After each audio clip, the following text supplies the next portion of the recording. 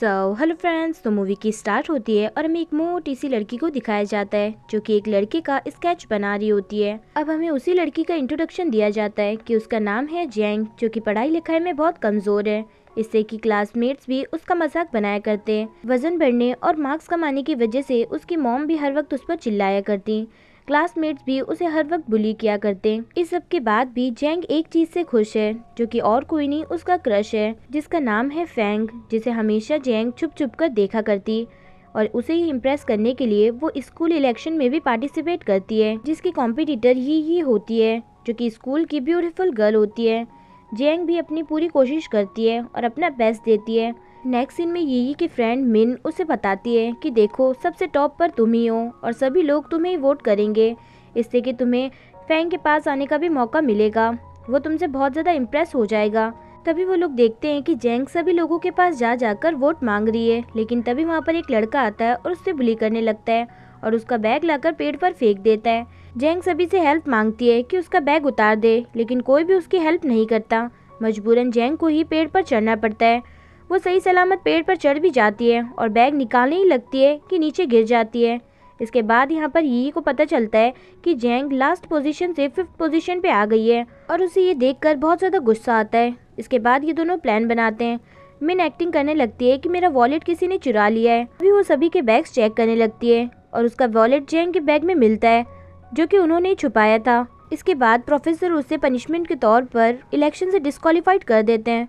जैंग उन्हें बहुत समझाने की कोशिश करती है, लेकिन वो उसकी एक भी बात नहीं सुनते। नेक्स्ट सीन में वो यहाँ अपसेट बैठी होती है। तभी वहाँ पर ओल्ड लेडी आती है और आज जो जो उसके साथ हुआ सब बताने लगती है।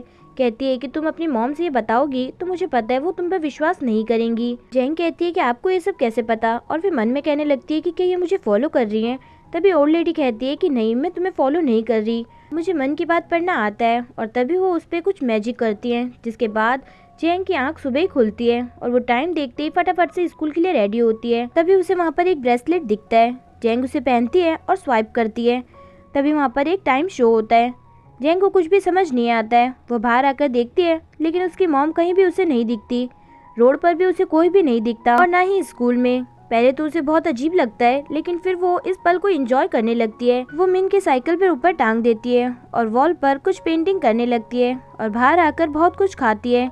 नेक्स्ट सीन में वो यहाँ पर सोई होती है। तभी उसकी मॉम आकर उसे उठाती हैं और कहती हैं कि क्या तुम्हें स्कूल के लिए लेट नहीं हो रहा। तभी वो उठती है और टाइम देखती है और कहती है ये तो अभी भी बहुत सुबह हो रही है, क्या ये सब सपना था। तभी वो रास्ते में जाते हुए देखती है कि किसी शॉप में से किसी ने बहुत सारा खाना खा लिया है। स्कूल आती है और मिन को उसकी साइकिल के साथ ऊपर टंगा हुआ देखती है। साथ ही वॉल पर जो लिखा था वो भी देखती है। इससे वो बहुत ज़्यादा परेशान हो जाती है, क्योंकि ये सब उसी ने किया था और उसे समझ नहीं आ रहा था कि ये सब क्या हो रहा है। घर आकर ये सब बातें अपनी मॉम को बताती हैं, लेकिन उसकी मॉम उस पर विश्वास नहीं करती। रूम में आती है और उसी ओल्ड लेडी को वहाँ पर देखती है और आज जो कुछ हुआ वो सब कुछ बताती है और कहती है कि मुझे समझ नहीं आ रहा कि मेरे साथ क्या हो रहा है। ओल्ड लेडी उस ब्रेसलेट के बारे में उसे बताती है कि एक मैजिक ब्रेसलेट है, जिसकी मदद से तुम अपना 8th डे क्रिएट कर सकती हो, जिसमें सिर्फ तुम अपनी लाइफ जियोगी और कुछ भी कर सकती हो। ये ब्रेसलेट सिर्फ तुम ही यूज़ कर सकती हो, इसके अलावा इसे कोई भी यूज़ नहीं कर सकता। अब तुम इसका कैसे यूज़ करती हो वो तुम पर डिपेंड करता है। जैंग को कुछ भी समझ नहीं आता, लेकिन वो नेक्स्ट डे इसका यूज़ करती है, जिससे कि वो अपने 8th डे को क्रिएट करती है, जिसमें वो सिर्फ अपने क्रश फैंग को ही फॉलो करती है। और फॉलो करते करते उसके घर पहुंच जाती है और वहाँ पर जाकर एक लेटर लिखती है और कहती है कि मैं तुम्हें इतने टाइम से फॉलो कर रही हूँ। ये लेटर देखकर तुम ये मत समझना कि ये सब मजाक है, मुझे तुम अच्छे लगते हो और इसी वजह से मैं तुम्हें फॉलो करती हूँ। और खुद का नाम पाए बताती है। नेक्स्ट सीन में फैंग यही मैसेज देखता है, लेकिन उसको विश्वास नहीं आता।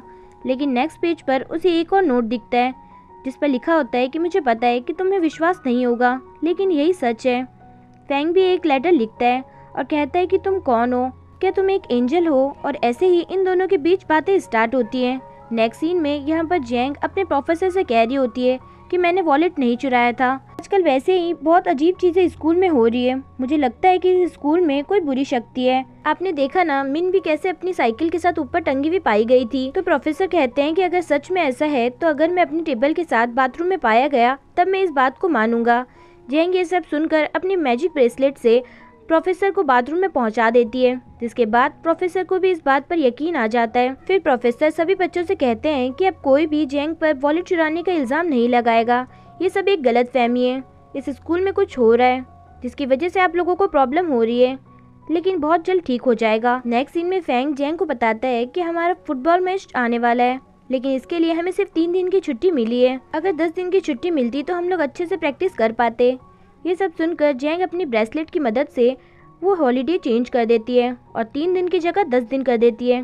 प्रोफेसर ये बात जब सबको बताते हैं, सभी बच्चे बहुत ज़्यादा खुश होते हैं। नेक्स्ट सीन में फुटबॉल मैच का दिखाया जाता है, जहाँ पर ऑपोजिट टीम बहुत ही ज़्यादा अच्छी होती है और हर राउंड जीतती जा रही होती है। इससे फैंग लोग बहुत ज़्यादा परेशान हो जाते हैं। जैंग ये सब देखकर अपनी ब्रेसलेट की मदद से उन लोगों को जिता देती है और ये सभी लोग बहुत ज़्यादा खुश होते हैं। नेक्स्ट सीन में यहाँ पर सभी के एग्ज़ाम चल रहे होते हैं। जैंग को कुछ भी नहीं आ रहा होता है, तो अपनी ब्रेसलेट की मदद से सभी के पेपर से चीटिंग कर लेती है। जब रिजल्ट आता है तो जैंग अपना रिजल्ट देखकर शॉक्ड होती है, क्योंकि वो नंबर 1 पे थी और सभी लोग भी ये देखकर शॉक्ड होते हैं और जैंग को कॉन्ग्रेचुलेशन के साथ साथ कहते हैं कि तुमने ये सब कैसे किया। नेक्स्ट सीन में प्रोफेसर भी उसकी बहुत तारीफ करते हैं, लेकिन यहाँ यी को बहुत ही ज़्यादा गुस्सा आ रहा होता है। फिर यहाँ जैंग और फैंग दोनों फिर से बातें करने लगते हैं। फैंग कहता है कि मुझे तुमसे मिलना है, तुम्हें देखना है, तुम तो मुझे देख सकते हो, लेकिन मैं ही सिर्फ तुम्हें नहीं देख सकता।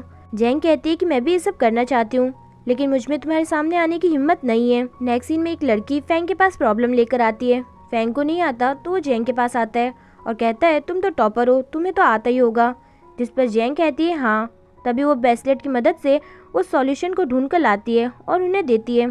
तभी ये देखकर सभी स्टूडेंट उसके पास आते हैं अपनी प्रॉब्लम्स लेकर, और इसी कारण वो यहाँ से वहाँ भागती रहती है और बहुत ज़्यादा थक जाती है। नेक्स्ट सीन में जैंग रेस में पार्टिसिपेट करती है, जिसका वीडियो मिनी यहाँ बना रही होती है।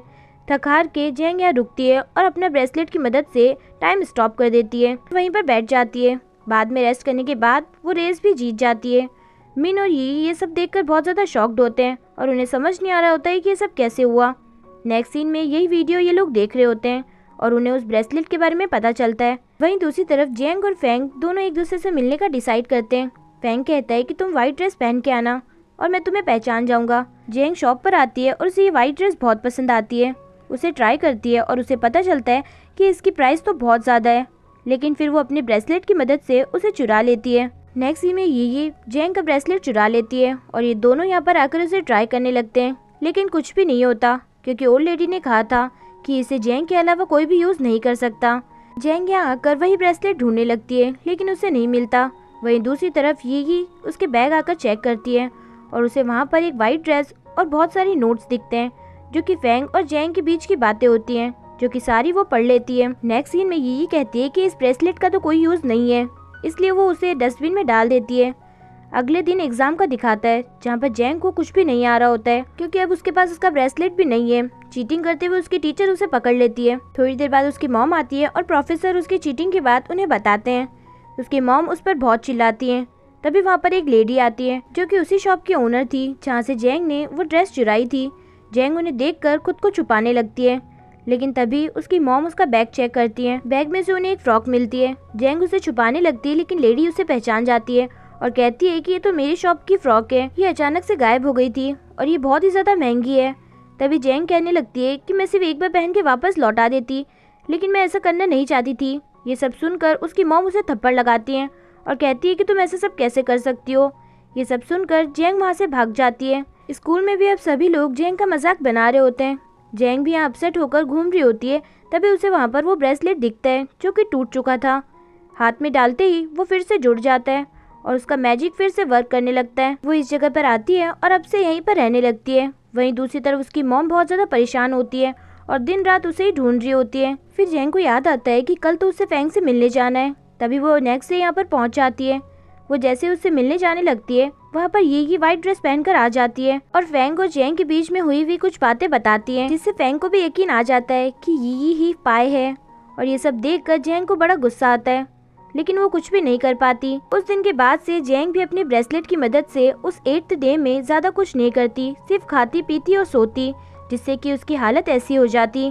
और ऐसे करते करते उसे 1 साल बीत जाता और उसे एक दिन वही ओल्ड लेडी वापस दिखती है। तो वो अपनी सारी प्रॉब्लम उन्हें बताती है ओल्ड लेडी कहती है कि मैंने तुम्हें ये ब्रेसलेट खुद के लिए दिया था ताकि तुम अपने 8th डे में खुद को चेंज कर सको, लेकिन तुमने तो इसका यूज सिर्फ चीटिंग करने और खाने पीने के लिए किया। जैंग कहती है कि प्लीज सब कुछ पहले जैसा कर दीजिए। ओल्ड लेडी कहती है कि पहले जैसा वो कुछ भी नहीं हो सकता, लेकिन फिर भी तुम अपने आप ये सब चीजें चेंज कर सकती हो और अब सबसे पहले तुम्हें घर जाना चाहिए। उनकी बात सुनकर जैंग अपने घर आती है, जहाँ पर उसकी मॉम उसे देखकर बड़ी खुश होती है और कहती है कि प्लीज़ तुम आज के बाद मुझे छोड़कर मत जाना, तुम्हें जो मन करता है वो तुम करना, बट आज के बाद मुझे ऐसे छोड़ के मत जाना, मैं तुम्हारे बिना नहीं रह सकती। इसके बाद जैंग नेक्स्ट डे अपने स्कूल आती है, जहाँ पर सभी लोग उसकी बेंच साइड में कर देते हैं। जैंग कुछ भी नहीं कहती और अपनी सीट पर जाके बैठ जाती है, लेकिन स्कूल पुलिस उसे फिर भी बुली करते हैं। जैंग को ये बिल्कुल भी अच्छा नहीं लगता और वो अपने ब्रेसलेट की मदद से टाइम फ्रीज करती है। अब इस टाइम में वो सिर्फ जॉगिंग करती है और पढ़ाई करती। इस बीच उसे एक दिन वही नोट्स दिखते हैं जो कि फैंग ने उसे लिखे थे। इसके बाद वो फैंग के घर जाती है, जहाँ पर उसे बहुत सारे नोट्स दिखते हैं जो कि फैंग ने पाई को लिखे थे, जिसमें लिखा था कि पाई तुम कहाँ चली गई हो, तुम मेरे मैसेज का रिप्लाई क्यों नहीं करती। यी ने भी कन्फेस कर लिया है कि वो रियल पाई नहीं है। मैं तुम्हें हर रोज ये नोट लिखूंगा जब तक तुम मुझे रिप्लाई न दे दो। जैंग भी ये सब नोट्स देखकर बहुत ज्यादा खुश होती है और वहाँ पर एक रैबिट रखती है। साथ में लिखती है कि इतने टाइम से मैं गायब थी क्योंकि मैं खुद को ही नहीं पहचान पा रही थी, लेकिन अब मैं तुम्हारे सामने आऊंगी और खुद को चेंज करके आऊंगी। इसके बाद जैंग ने खाना पीना सब कुछ सेक्रीफाइस कर दिया और सिर्फ दिन रात पढ़ाई और जॉगिंग ही की, जिसका सिला एक दिन उसे मिलता भी है और वो एक फैटी गर्ल से एक मोस्ट ब्यूटीफुल गर्ल बन जाती है, जिसे देखकर उसकी मॉम भी बड़ी खुश होती हैं। अब स्कूल में भी उसे सभी लड़के बहुत ज़्यादा पसंद करते हैं और क्लास में भी वो टॉप करती है। एक दिन फैंग उसके पास आता है और उसे वो रैबिट दिखाता है और कहता है कि क्या तुम इसे पहचानती हो, जिस पर जैंग कहती है कि नहीं, मैं इसे नहीं जानती। तभी फैंग कहता है कि मुझे लगा था वो लड़की तुम हो, लेकिन शायद ऐसा नहीं है, और सॉरी कहकर वहाँ से चला जाता है। घर आकर जैंग फैंग को एक लेटर लिखती है, जिसमें वो लिखती है कि फैंग, आज जब तुम मेरे सामने आए तब मेरी हिम्मत नहीं हुई कि तुम्हें डायरेक्ट हाँ कर सकूं, लेकिन अब मैं चाहती हूँ कि सब तुम्हें पता चले। वही लेटर वो देने फैंग के घर आती है और देखती है कि वहाँ पर कोई भी सामान नहीं है। उसे वहाँ पर एक लेटर दिखता है जिसमें फैंग लिखता है कि सॉरी, अब मैं जा रहा हूँ अपने होम टाउन, मुझे पता है कि मैं तुम्हारे लायक नहीं हूँ, इसलिए शायद तुम मुझसे नहीं मिलना चाहती, बाय। और ये सुनते ही जैंग फटाफट से स्टेशन की तरफ भागती है और फैंग को ढूंढने लगती है। फैंग उसे दिखता है और वो इशारे से उसे पाई का साइन बनाकर दिखाने लगती है, लेकिन फैंग को कुछ भी समझ नहीं आता। तभी वो प्लेटफॉर्म पर कुछ नंबर लिखती है जो कि और कुछ नहीं, पाई की वैल्यू होती है जो कि 3.14 होती है। फैंग उसे देखने की कोशिश करता है, लेकिन तब तक ट्रेन वहाँ से जा चुकी थी और जैंग यहाँ खड़ी होकर रोने लगती है। कुछ दिन बाद का दिखाता है, जैंग यहाँ से जा रही होती है, तभी रास्ते में उन्हें वही ओल्ड लेडी दिखती है। जैंग कहती है कि आपका बहुत ज़्यादा शुक्रिया मेरी हेल्प करने के लिए, लेकिन अब मुझे इस ब्रेसलेट की ज़रूरत नहीं है, अब इसे इसकी न्यू ओनर के पास जाना चाहिए। और ये कहते ही वहाँ से चली जाती है और इसी के साथ हमारी ये मूवी यहीं पर ख़त्म होती है। फ्रेंड्स, अगर वीडियो पसंद आया हो तो प्लीज़ कमेंट करके ज़रूर बताएं और वीडियो को लाइक और चैनल को सब्सक्राइब करना ना भूलें, जिससे कि लेटेस्ट अपडेट्स आपको मिलती रहें। सो कीप वॉचिंग, ख्याल रखिएगा, बाय बाय।